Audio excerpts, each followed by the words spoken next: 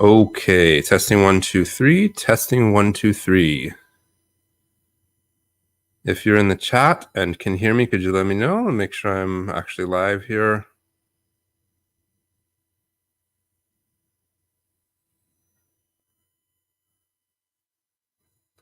This is always the most nerve-wracking part. I'm going to pull up, I guess, my channel on YouTube and just double check. It looks like everything is good. Okay, I also tested my mic ahead of time and it seemed to be working good. I know I've had problems with that in the past. Hopefully, I think the problem in the past was the wiring, so I'm not going to touch anything, and I hope that it is good quality audio for you. Before I really get started, is there anybody out there who has noticed any problems with the audio? Coming through clear, I see somebody mentioning the same wallpaper. Yes, this background was one of the Patreon rewards for A Will Eternal when I was translating it. It's actually one of my favorites, so I have it as my background for a lot of things. Oopsie. Okay, let's give just 1 minute or so before I get started, or a couple minutes, I guess. I'll do a couple quick announcements in prep for the live reading. After the live reading, I will do some Q&A as well if there's time and if people are interested. And I am not going to pay attention to the chat until after the stream, okay? Or sorry, until after the reading, and then I'll do some questions and answers. The couple of things I wanted to get out of the way first. Number one is, and for somebody that just asked about the background, if I remember correctly, I'm pretty sure all of these backgrounds, wallpapers, are available on the A Will Eternal page on Wuxia World. There's an art page there, I'm pretty sure. If you go there, I'll check after the stream. Anybody who wants it, this is available to anybody. Just send me a message and I can get it to you. So let's see here. A couple different announcements. Right, I talked about the mic. Talked about my hair is just ridiculous right now. I have been trying to grow it out for a while, and then I got it trimmed, and the barber cut it a little bit shorter than I wanted. So it's actually a lot shorter than it used to be. But it's still in this weird phase where it's like just goes completely crazy out of control. So I have to either like put it back, wear a hat or something. And so that's the story of my weird vampire looking hair. Let's see what else. Oh, I am not a voice actor, but I do enjoy reading. I am going to do a couple voices. There are only a few voices in this chapter, so I'm going to attempt to do some of those voices. Now, please don't laugh at me. Well, you can laugh at me if you want, since I won't be able to hear you. Feel free to laugh at me. It's all just for fun, okay? I'm going to do my best to make the reading a little bit interesting, so I will do a few voices. One in particular, if you absolutely want zero spoilers at all about what's coming in this chapter, then turn off the volume for the next like 30 seconds. But one of the characters, here comes the sort of spoiler, one of the characters is the captain, and I am going to default to one of the very few sort of quasi-comedic voices that I know how to do, which is going to be sort of a mix between Jim Carrey and William Shatner, but not too crazy. Okay, I'm not going to go all in on the like Ace Ventura vibe, but I am going to just tap into a little bit of that for the captain. The other voices, I'm not going to do anything crazy. You will see how it goes.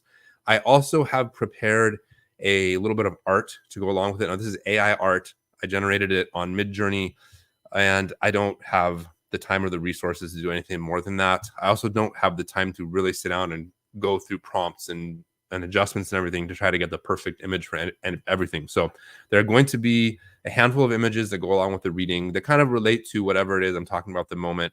Do not expect the AI images to be perfectly representative of what's happening, whether in terms of what the character looks like, exactly what's happening in the scene, or whatever it is. Again, just for fun and to give you something to look at so you're not just looking at my face. This is, I have got my green screen right here. It's a little bit more stable than last time, although I have to let everybody know I am in a really small apartment and I don't really have a dedicated space for recording. So I've rigged up the green screen by using a push pin to tack it into the wall. And then I have a ladder here that's like tied around. It's entirely possible the green screen could just like fall down at any moment. And right behind me is my kitchen, which is an absolute disaster. I really should be cleaning the kitchen, not doing this live stream, but I love you all, so I'm going to do the live stream anyway. And I think that's it for the announcements. I actually printed out this chapter in paper, and it's about like 10 pages. So this is a little bit of a long chapter. Now, of course, as for those of you who read the comments section, I'm sure you've noticed comments of people saying, "Oh my God, this chapter is short. Don't split the chapters." Constantly, there's comments about the chapters being short. Don't split the chapters because they're too short. Well, this chapter is unusually long. So I truly hope that in the comments section on Wushu World, there will be a lot of comments saying, "Wow, this chapter is so long. How could you post just such a long chapter? We want to pay more for this chapter because it's so long." I'm just kidding about that. But I thought I would point out it is actually really long. It's almost as long as 2 chapters. So, but not quite. And this was not one of the split chapters, doubled up chapters. The author did a lot of chapters where he basically combined 2 chapters into one and then posted that one chapter in a day instead of double chapters. But this is not one of those. This is just one regular chapter. So I'm not going to split it. And I think that covers. Oh no, how could I forget? There's one other thing. Oh no, I just hit remove instead of share. Give me 1 second here. I have to share something. Oh, here we go. Yes, there we go. So I'm going to be doing a giveaway for this stream. I am going to be giving away some Wushu World Karma. If I remember correctly, it should be 200 Karma. If you would like to join the raffle for the giveaway, then as you can see in the screen, the hashtag is 508 because this chapter is 508. So all you have to do is put hashtag 508 into the chat wherever you are. This stream should be going out to YouTube, Facebook, and X. I actually don't know how the chats work on Facebook or X. And actually, I don't even know if it's actually going on X or Twitter. But in any case, get your 508s in. And what I think I'll do is, just to test it out, I'll give everybody about a minute right now to put the hashtag into the chat. And then I'll do one initial drawing right away. The big thing to note about this drawing is that if you are one of the winners, it is your responsibility to reach out to me directly to let me know your Wushu World username. Please don't put it into the chat wherever you are. I'm not going to be able to go through and check all that. Don't put it in the comments on YouTube. Please just reach out to me. I'm very easy to reach out to. You can send me a DM in a lot of places, particularly Discord or Twitter. X is good. You could contact me through my website. There's a submission form. You could email me if you have the email, whatever method you use. If you are one of the winners, please reach out to me so that you can get that prize. And please reach out to me after the stream. So I see there's about 40 people in the giveaway. So let's do one right off the bat. Here we go.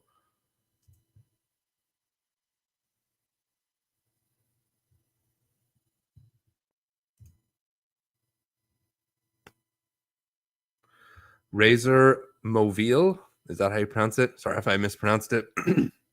Razor, please at some point reach out to me.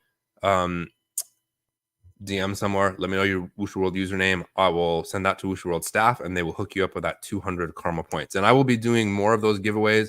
So, final thing before I get started, if somebody could keep an eye on the chat, if people jump in and don't know what's going on, please do let them know that it is a live reading of chapter 508. I mean, I would think they would have to be blind to not notice that. It's the title of the video, but you never know.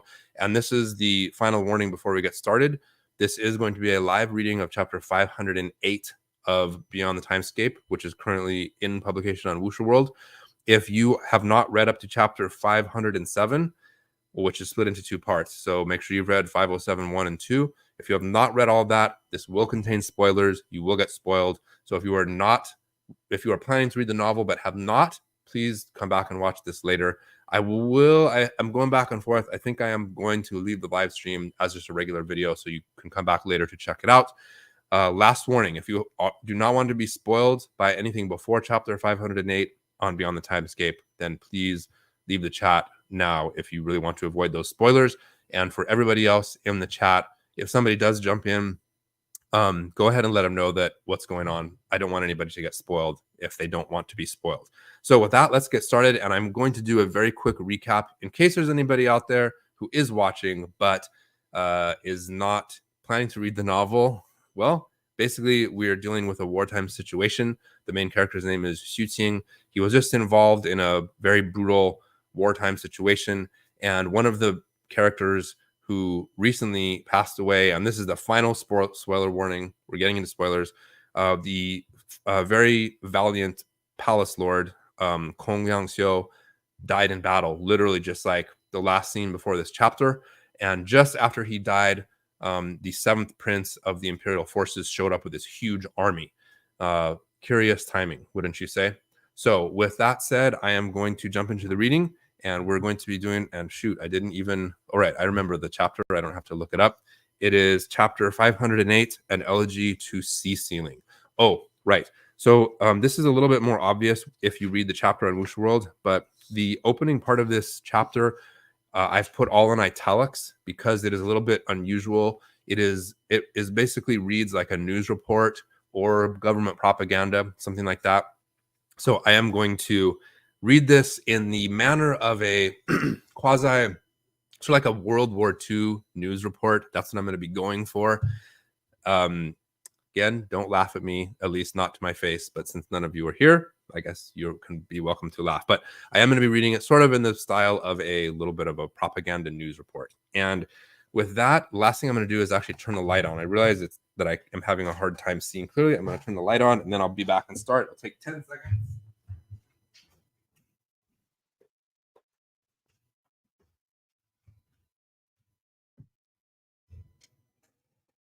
Okay, here we are. Oopsie. Here we go. I almost forgot my cool slideshow.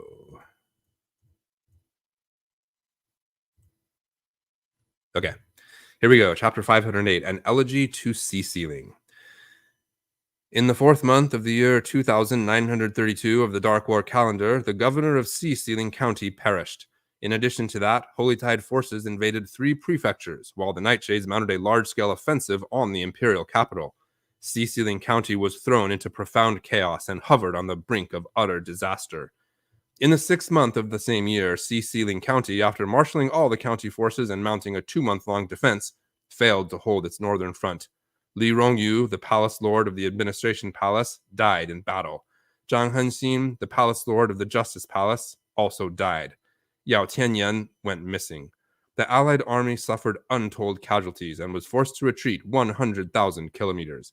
The day after the defeat on the northern front, the western front also collapsed. Kong Liangxiu, the palace lord of the Sword Sage Palace, died valiantly in battle. In that most critical of situations for the humans of Sea Ceiling County, the 7th Imperial Prince, who was deeply worried about the situation, fought against all odds to break through the Nightshade blockade and arrive with relief troops. 7th Prince hacked through brambles and thorns and, struck like a thunderbolt backed by hundreds of thousands of pounds of force. Under his command was an Imperial army 60 million strong, including forces from the 5 celestial divisions, as well as 49 commanders-in-chief from East Glory. With those forces, he swept through the northern front. He slaughtered 7 million enemy cultivators from the 2 Holy Tide kingdoms of Heavengale and Earthsoil. Using the blood of those enemies, he established an impenetrable defensive perimeter on the northern front. After that, he sallied forth into the night with 27 commanders-in-chief, 113 generals, and a host of seasoned warrior cultivators from the imperial capital. Mounted on a golden dragon imperial carriage, he made his debut on the Western Front. At that moment in which the Western Front collapsed and all humans in Sea Ceiling County faced the peril of imminent extinction, 7th Prince stopped the advance of the 2 royal Holy Tide dynasties of Red Spirit and Moon Mist. Personally taking to the field of battle, he inflicted grievous wounds on the emperors of both dynasties. 7th Prince didn't just seriously injure 2 emperors. Under his leadership, the forces of humankind slaughtered more than 6 million enemies on the Western Front. Imperial blood stained the dome of heaven as 7th Prince, with the cooperation of the commanders-in-chief, disregarded his own safety to unleash a taboo magic to seal half of the entire county and halt the effects of the Nightshade domain treasure. In that manner, he came to the rescue of the defeated forces on the Western Front. He then marshaled the surviving forces to create a unified line of defense. He assigned 10 million of his own troops, along with the surviving Sea Ceiling County cultivators, to guard the border. Then he assigned 3 commanders-in-chief and 10 generals to lead warrior cultivators from the imperial capital into the heart of Sea-Sealing County to track down the Black Guard infiltrators. The spirits of everyone in Sea-Sealing County were lifted, and during that time, fiends and devils trembled in fear, while evil spirits cowered in terror. All the villains in Sea-Sealing County were rooted out, and humankind entered into a period of peace and tranquility. The numerous allied species cried out in joy, and countless other species bowed in respect. In the 7th month of that same year, after the Holy Tides were thoroughly defeated, the humans launched a major counteroffensive, sending a terrifying armed force out to reclaim their lost prefectural land. 7th Prince was a skilled strategist and had the reputation of having an outstanding military mind. He turned retreat into assault and set devious traps for the enemy. By detonating the Earth Flame in Rainfield and Enlightenment prefectures, he used countless volcanoes as weapons. Lands shook and mountains rocked. The effects stretched all the way into Tidefall and Tranquility prefectures. 4 prefectures were set ablaze. The sky there turned dark, with the only light coming from the ever-burning Earth Flame. The Holy Tides in those lands screamed in anguish as they were exterminated in large numbers. In that manner, the Holy Tide invasion was ended. When news of the victory spread through Sea-Sealing County, cries of rejoicing echoed out everywhere. The lieutenant governor made several formal visits to the imperial prince to formally beg for him to come to the county capital and take control. All such requests were denied. However, after the great victory was achieved, 7th Prince, out of consideration of all the officers and soldiers in the human forces, announced his plans to travel to the county capital. That was in the 7th month of the year. It was 3 days before the imperial prince planned to depart for the county capital. On the border of Enlightenment Prefecture, where the mountains formed a natural barrier millions of kilometers in length, Xiuqing sat atop a mountain boulder looking out into heaven and earth. He looked very different compared to the past. Instead of his sword sage uniform, he wore a battered suit of armor. He no longer had long flowing hair. It was cut short. He was dirty and smelled of blood and gore. His lips were dry and cracked. Deep exhaustion filled his eyes. As he looked out into the evening, he saw smoke everywhere. What had once been lush and verdant mountains were now scorched and bare. He saw either darkness or flames everywhere, and within all of that smoke and fire were countless blackened corpses. Xiuqing took it all in silently. At some point, he heard footsteps behind him. It was Kong Xianglong. Kong Xianglong was dressed in the same attire as Xiuqing and looked just as exhausted and lonely. He approached and sat down. "Go back and rest, Xiuqing," he said, sounding numb and emotionless as he looked out at heaven and earth. "I'll take over for now.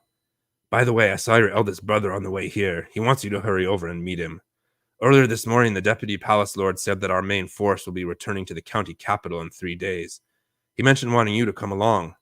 The Secretariat division is no more, so there's little point in you sticking around. I agreed on your behalf to go back."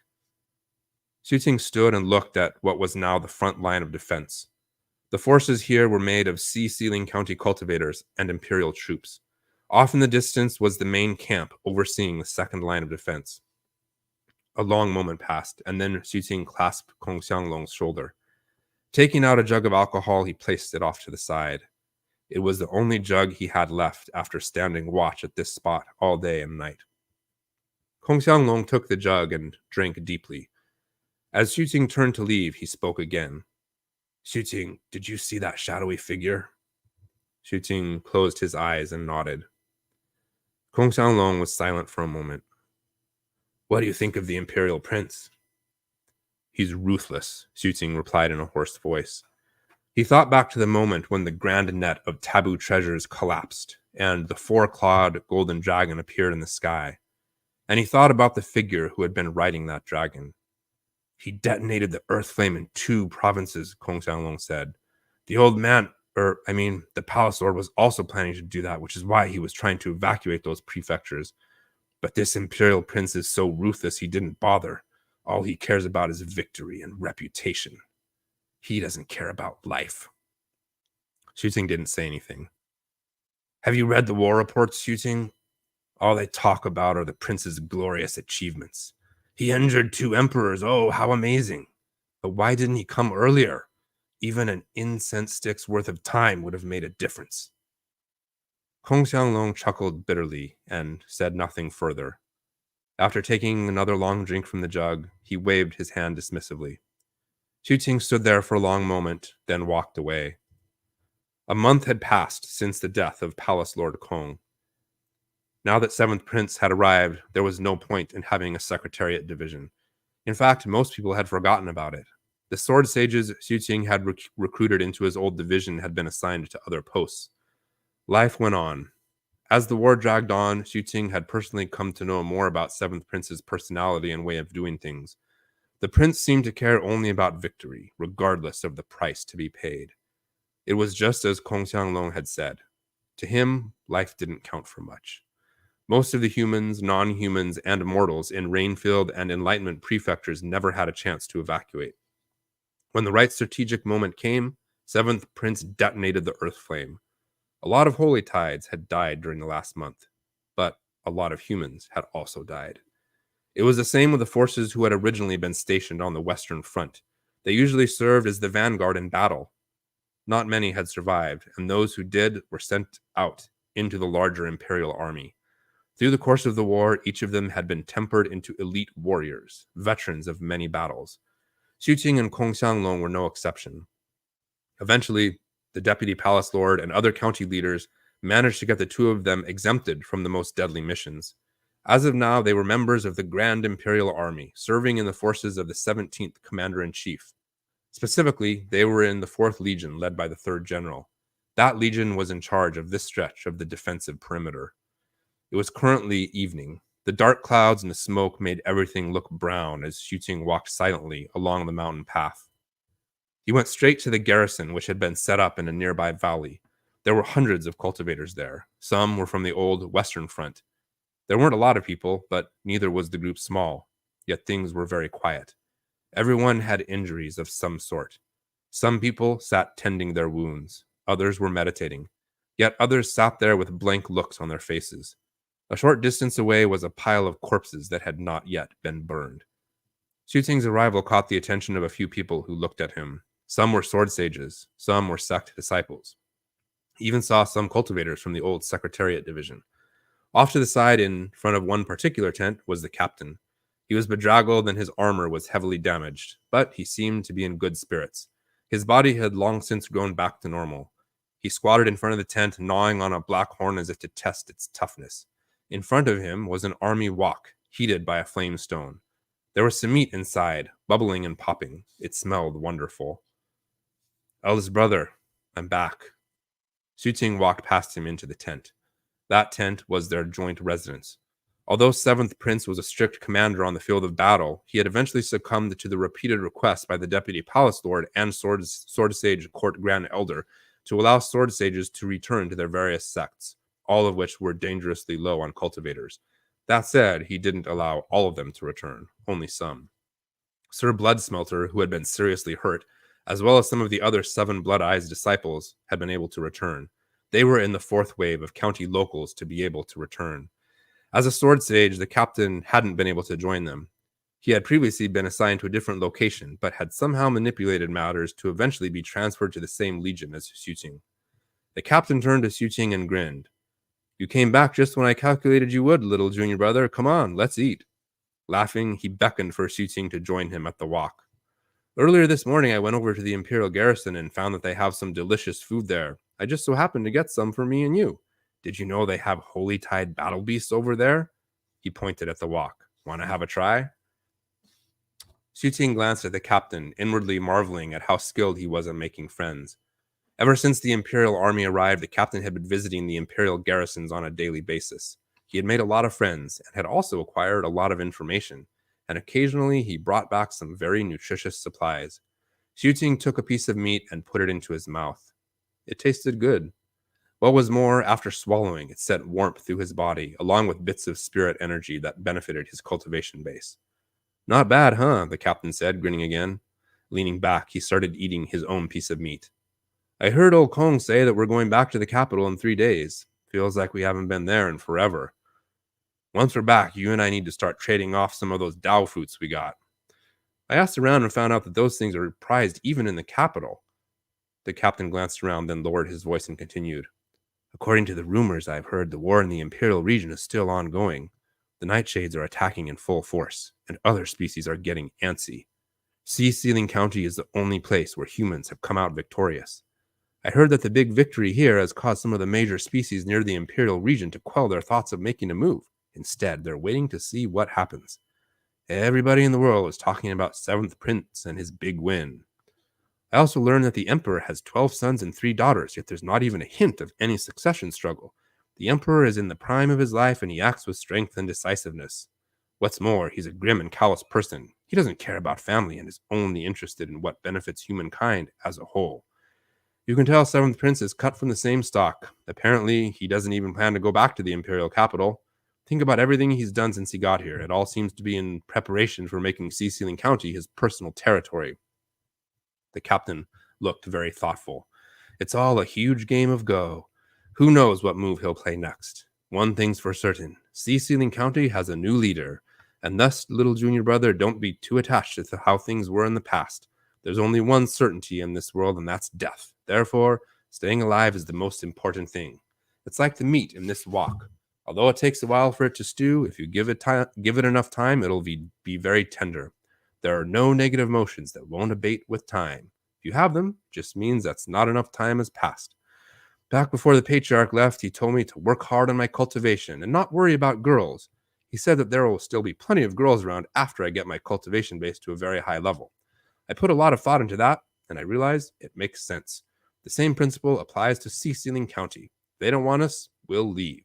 Later, when we get stronger, we can come back and throw our weight around. Other species will line up to work for us. Looking very proud of himself, the captain took another piece of meat out of the wok and handed it to Xuting. Xuting slowly chewed the meat, one mouthful at a time. Around the time that the Holy Tide invasion of Sea-Sealing County was ended by the Earthflame conflagration in 4 prefectures, the 4 Holy Tide emperors gathered in the Holy Land of White Sand. There, in the temple of the ancestral emperor, they kowtowed in front of a special throne made from blood crystals. Seated upon the throne was a figure cloaked in blurred darkness, making it impossible to see him clearly. The only things visible were the streams of black energy that seeped off of the figure and merged into the blood crystals. It seemed as if the figure's blood vessels were being purified in that way. Emperor Red Spirit had regrown his fleshly body. However, he looked pale, as though his energy and blood were unstable. Your Ancestral Highness, he said, everything is going according to plan. However, the Nightshades seem to be getting suspicious. Next to Emperor Red Spirit were the other 3 emperors, Heavengale, Moonmist, and Earthsoil. All had their heads bowed.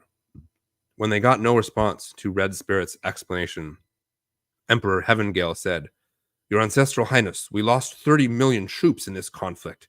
7th Prince is both ruthless and decisive. He's no ordinary individual.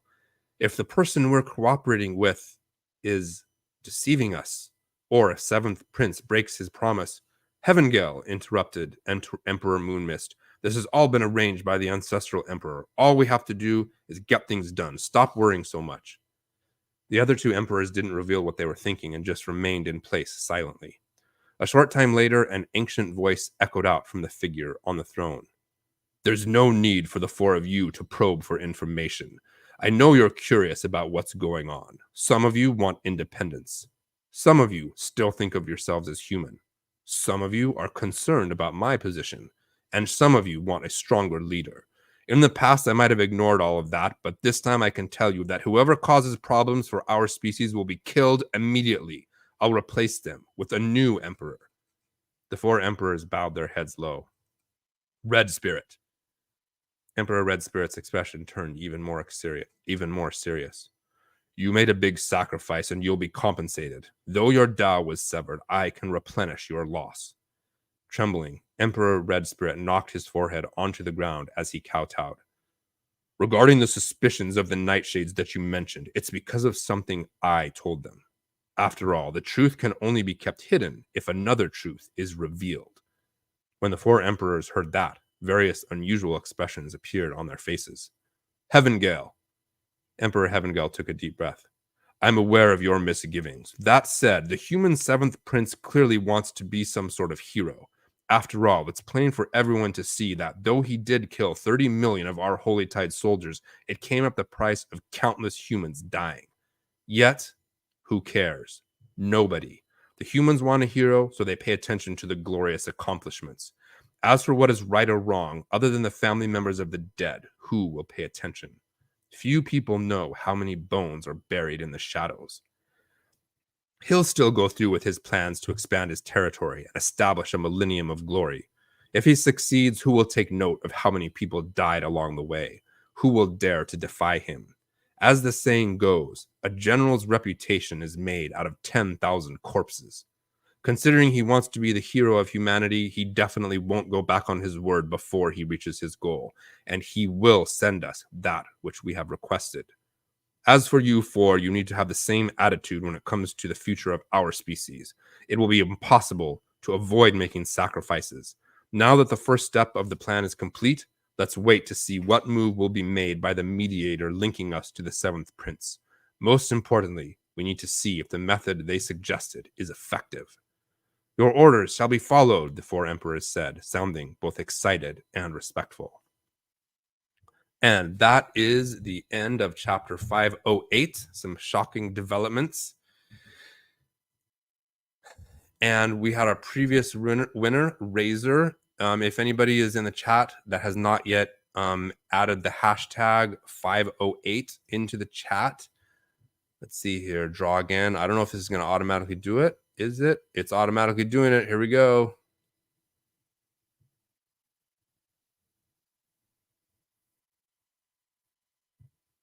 Daniar Salikov. I hope I pronounced your name right, but I probably didn't. You are the next winner. And please do reach out to me personally via direct message to let me know your Wuxia World username so that I can get you the 200 karma points. And for anybody else that has joined, we will do one more before the end. So go ahead and put the hashtag 508 into the chat. It will add you into the drawing, and you have a chance to win 200 karma points. And incidentally, for anybody who missed the announcement on Wuxia World, there is a general event going on for the Year of the Dragon.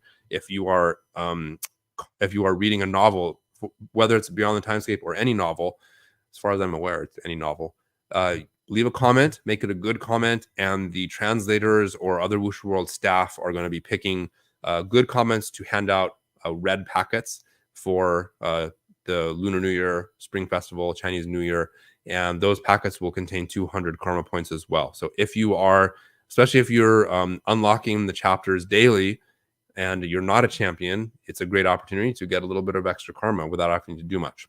So, oh yeah, and I guess it's a good time to say, 新年快乐，恭喜发财. It is the new lunar year, so happy Lunar New Year to everybody. Eat your dumplings if you're into Chinese customs. And with that, the reading is done. I know a couple people had some questions. I do have a couple minutes here. If you do have any questions, go ahead and pop them into the chat. I'll try to answer them as I see them. And other than that, I think that's pretty much it. I did want to mention a couple little random updates and news. It is possible I might be taking a trip to China later this year. I'm trying to build up a stockpile of chapters so that that trip is completely uninterrupted. But it's going to be quite a long trip. I don't know if I'll be able to work on transiting while I'm there. I probably won't. So I am trying to do that. But something people should probably be aware of is that recently the author was sick for a while. I know some people who pay close attention to the Discord chat on Wuxia World probably already knew that. Or if you're have other means of knowing what's going on with the translation. But yeah, he was sick for almost a month, very close to a month, and basically didn't give any updates on the novel or on his WeChat or Weibo or whatever. He basically just left a message saying, I have a high fever, I need to go to the hospital, and then didn't post for like a number of weeks. I was obviously worried about that. One of the questions I just saw in the chat is, are you friends with Argon? No, I am not friends with him. I know him. We have hung out together. We've had meals together, gone to karaoke together, drank together. But that's a professional thing. And I do have his contact information. We chat. I can chat with him on WeChat. But again, it's I try to keep it professional, and I'm not gonna send random questions to him. I do occasionally send questions about the translation if there's something very confusing that I don't understand. Like many times he'll throw out little bits of information early on and then not answer it or explain it for like dozens or hundreds of chapters. So occasionally I will ask him about those things. But again, yeah, I wouldn't consider that to necessarily be us being friends. And so because of that, when he got sick, days went by and then a week or so. And the thing is, because we're not really friends, I didn't want to message him to like be like, how are you doing? Because it would have been obvious that I'm asking because of the translation. I felt like that would be unprofessional and inappropriate. So I just waited. And in any case, he did come back and he has been posting chapters. However, the chapter release rate has dropped for him. He is currently only doing one chapter a day, not double length chapters, but regular length chapters. So he is basically doing one normal chapter per day. And I am many months behind him. I'm a couple hundred chapters behind him. It will take me a while to catch up. And if during that time he increases the release rate, then it could be that by the time I catch up, he might have already started to get back ahead of me. But it is possible that later this year, I'm not really sure how Wushu World will handle this. This is their decision, not me, but it might need to change the release rate or something. I'm not totally sure. So I see the question. Oh, I forgot I can show the questions. Yeah, okay. So that was a question, are you friends with Argon? And how far in the novel? I'm not certain what that means, like reading ahead.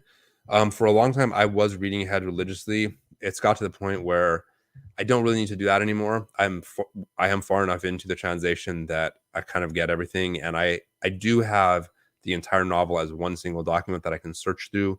And of course, I can search on the app. So I do check ahead frequently to make sure that I'm getting things right. But even then, I do miss some things, have to go back and edit stuff. But I do my best. I would say that I'm up to around chapter 400. I read a lot. In fact, I'll share this with you right here. So this is a notebook. It says Guanyin Zhiwai, which is beyond the timescape in Chinese. And as you can see here, if you can see, these are notes from my reading. So I even got to the end and started going on the other side of the page as well. And I had planned to fill this whole book up. But like I said, it's got to the point where reading ahead is kind of diminishing returns for me.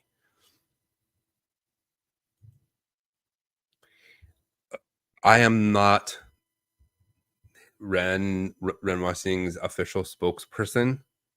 I don't know every detail of his life, but I actually talked to him just 2 days ago, I think. He messaged me, actually.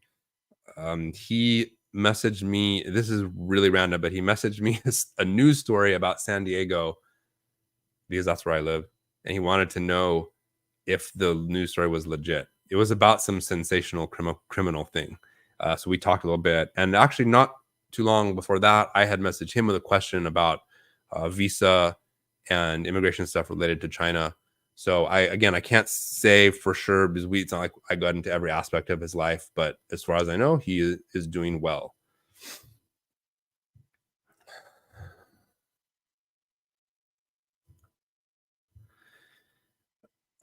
Is Beyond the Timescape in the same multiverse as other Argon works? Yes, it is. It actually says that on the main landing page of the novel. So it is, yes.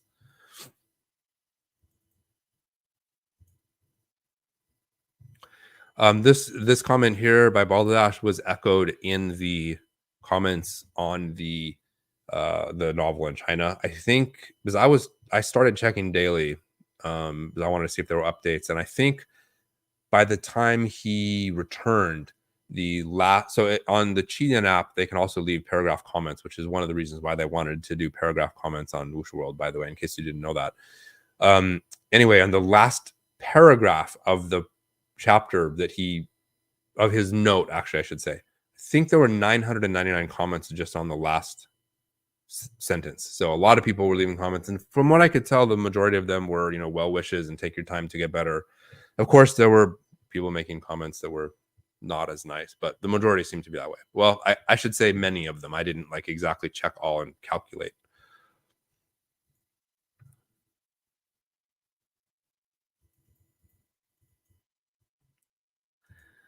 I'm gonna put this up here just to point out I'm not gonna do spoiler. I'm not gonna do spoilers in the question and answer. So I'm not gonna touch um, this question. This question: how many chapters are in total for this novel? He is very close to 900. Last I checked, I think it was up to 890 or something. Um, I think if my calculations are correct, by the time I catch up to his current chapter, like the one that he just recently posted, it'll be sometime in June, probably. So in between now and then, assuming he does one chapter per day, then that's going to be, 100, 200 chapters or whatever by the time I catch up to where he currently is now. Um, his previous novels, none that if I'm remembering this correctly, none have been less than 1,000 chapters. And I think the first two were over 2,000. I don't know. I'm not an expert in the number of chapters, but it's entirely conceivable that he could make this a short one, or he could make it a long one. So it really is hard to say how it will go.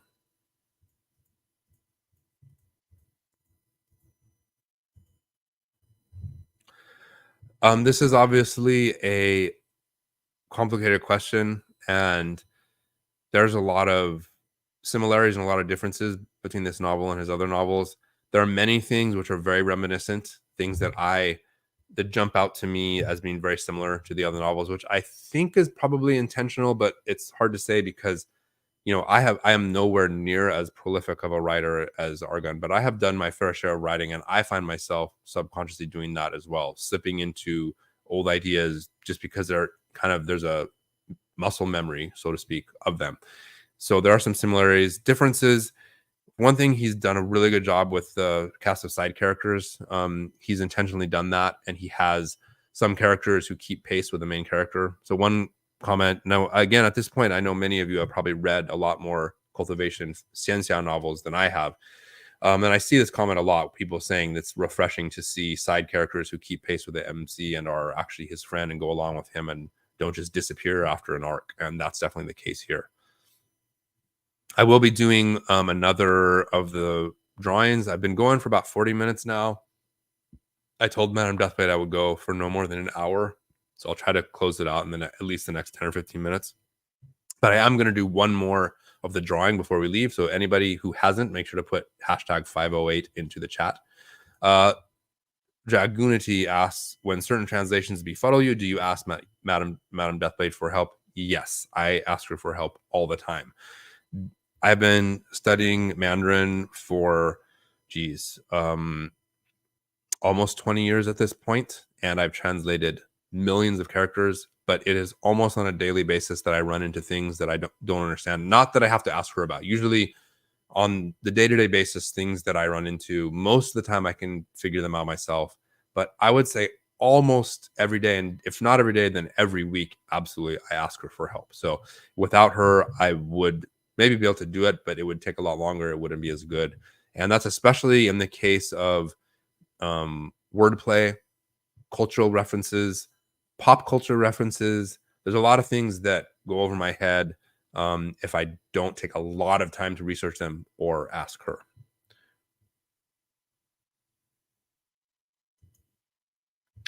Yes, Razor, you can go ahead and just ping me on Discord. Let me know your Wuxia World username.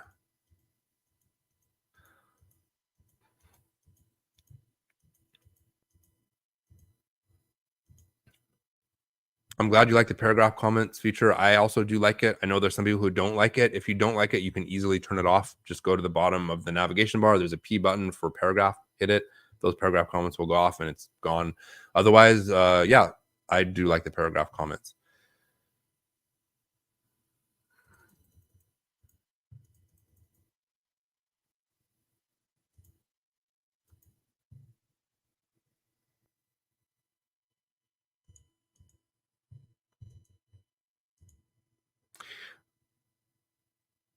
I'm not totally sure how to unpack this story, but I do want to point out that the entire premise of my own original cultivation novel is about literally this, because it's a cyberpunk cultivation novel. It takes place in a very distant future China in which immortal cultivation has seen a resurgence in the future, and the cultivators are resistance fighters against the corporate government that rules the world.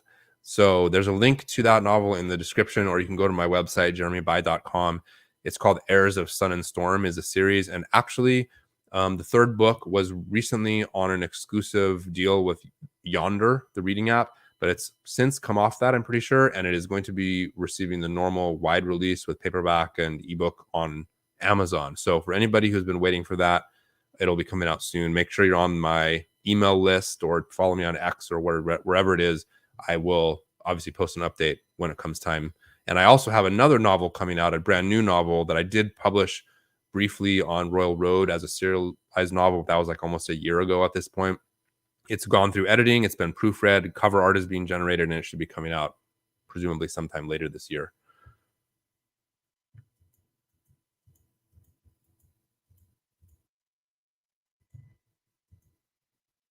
This is a good point. It's funny because when I go onto Wuxia World main page and look at the top novels, some of them are novels that have been they've been in active translation since I started.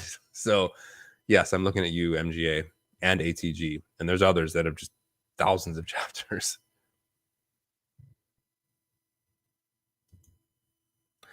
As of chapter 508, that is basically the only power of the crystal. It heals him. The other thing it did was it was responsible for stealing the shadow.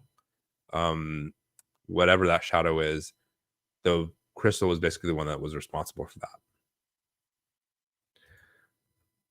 that. For the wallpaper, like I said, you know what? Hold on a second. Let me check here. Give me 1 second. I can share this tab if it's, I'll check. So if you go to, yes. Okay. How do I share this? Let's see here. Present.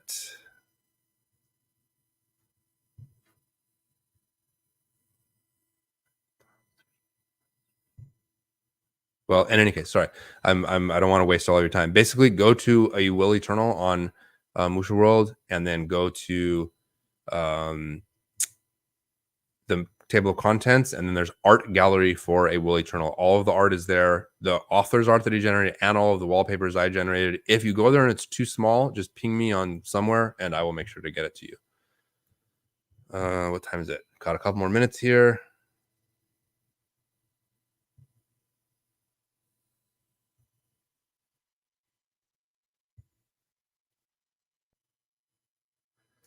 So can you give a few examples of the similarities that jumped out to you? Man, I don't have any off the top of my head, but there's been a number of times in reading it where I was just thinking, oh yeah, this is so similar to I Shall Show the Heavens or A Will Eternal. Maybe I'll do a video about that or something later. I'd have to think about it to get my mind in that space, because my mind is not in that space right now.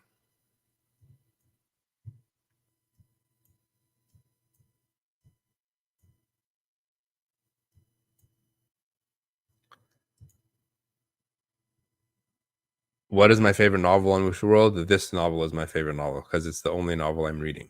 I've said before on many occasions that, this is my full-time work. I do translating pretty much, well, Monday to Friday, 9 to 5. And then in the evenings as well, I do editing. I post chapters. I check comments, etc.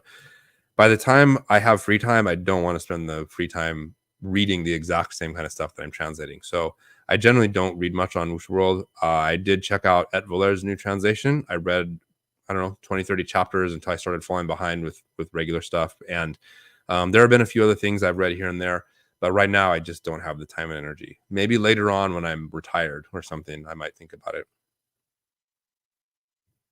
I'm getting close to the bottom of the. What's my favorite Argon novel? I think that, well, right now it's this one. I really do like this one a lot. I think the author has put effort in different ways into this novel. that he didn't put into the other novel. Well, not that he didn't put effort into the other novels, but he's done some things a little more consistently in this novel. And I actually like the main character. So if I was going to categorize the three main characters of the three novels, I shall still the heavens is sort of like the main character of Meng Hao, sort of who I wish I could be, just because he's like, you know, he's a scholar, kind of nerdy, but really smart and can scam people. He's very clever at wordplay or whatever it is. But that's not how I am. I wish I was. I'm just not. Bai-ISSTH Chun is more like just, I think he's a hilarious character, but would not want to actually be him, and I am not like him. And number three, for Xiuqing, he's very much closer to my personality, and so he is one of my favorites. But I think what will have to happen is after I finish this translation, get up to the end, and then kind of let a little bit of time go by, then I'll be able to. Yes, can I help you? You want to come say hi? Daddy. Yeah.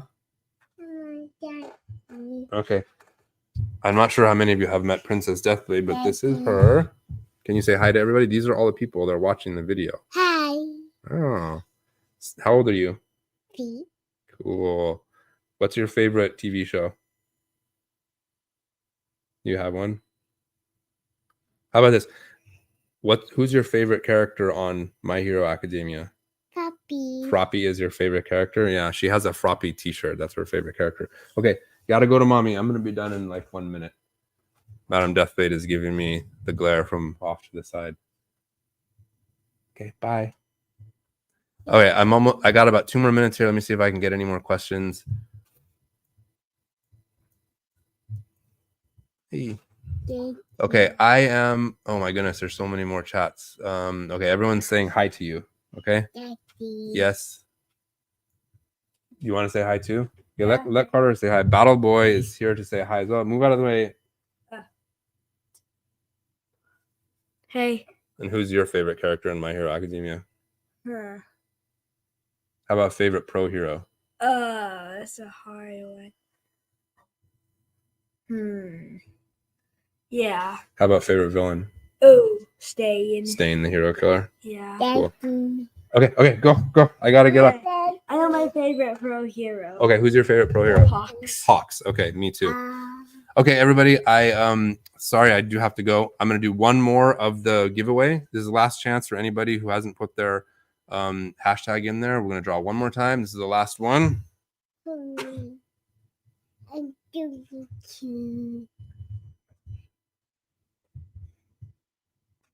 Mateus Soares. Mateus, please do send me a DM with your usual username, and I will be able to get you that. And that's it. So thanks everybody for joining. I hope you enjoyed the live stream. Hope you enjoyed the reading of the chapter. And I will see you in the comment section or on social media. Good night, everybody. Bye-bye.